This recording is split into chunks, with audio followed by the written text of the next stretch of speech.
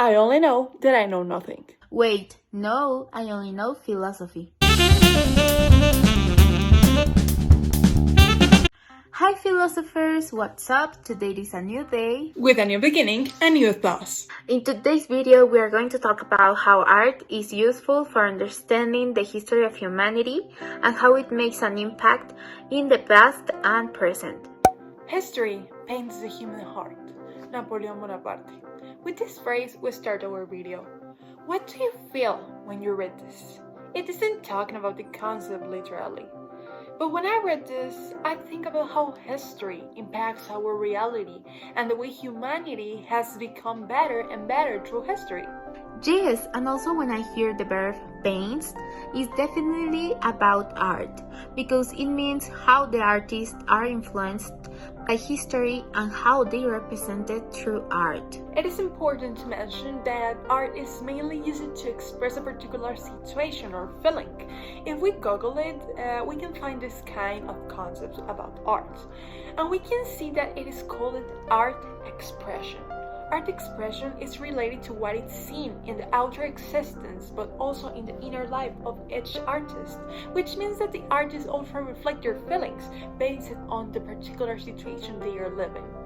This idea of reflecting the outer existence came from Plato's time, in which they thought that art was an imitation, which means a representation.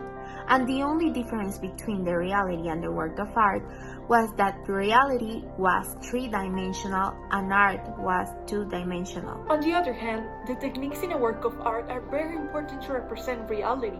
In this case, the history of mankind, or in which period we are talking about. One of the most important techniques through history is realistic painting, in which the main objective is to paint to look like a photograph. As it looks as a photograph, it's almost an exact representation of reality. In this way, it is easier to understand the situation portrayed. To achieve these realistic paintings, artists like Ralph Goins joined the movement of photorealism, where they took a picture with the camera and recreated with another type of art, such as John de Andrea, who recreated with a sculptor. Now, let's go to the most interesting part of this video, how art has helped to understand human history.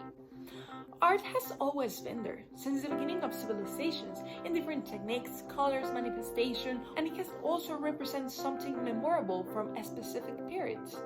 It has made us understand how people used to think, to act, the way they saw society.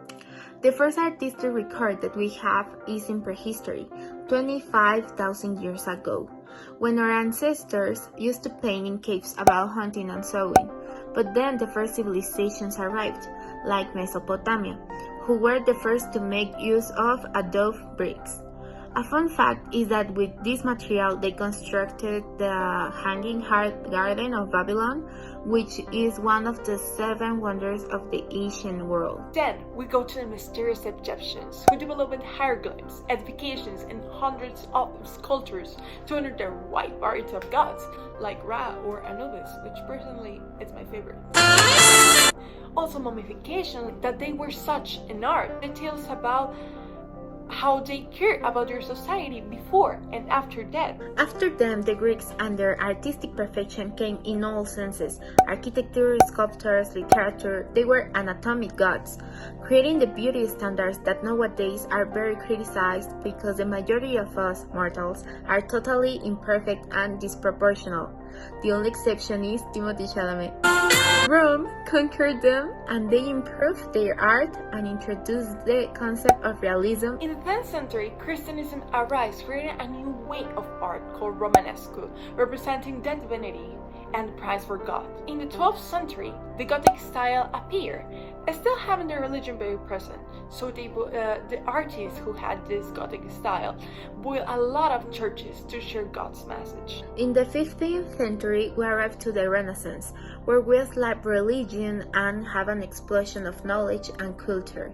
We are talking about humanism, where human and the reason are the center of everything. Artists wanted to go back to the Greek aesthetics, but improving the studies of anatomy, facial expressions, science, It was very shocking. And a lot of centuries later, specifically in 1920, we're up to the artistic avant-garde, like Fauvism, Dadaism, Surrealism, Expressionism, Neoclassicism, all representing different historical events like war, World War, Cold War, social status, economic problems, ordinary life through their art. Nowadays, this helps us know how people used to live, how people used to think, or how people used to represent all the situations that happened throughout history. And nowadays, we have the famous contemporary art. And even though many people think that a banana in a wall with tape is not art, it represents that we are in a modern era where everybody's free to act and think the way they want. There is no rule to create art. Art has become a symbol of freedom to express whatever you want, the way you want it. Well, philosophers, thank you for watching our video. This is the last video of our channel, our final project. I hope you like it.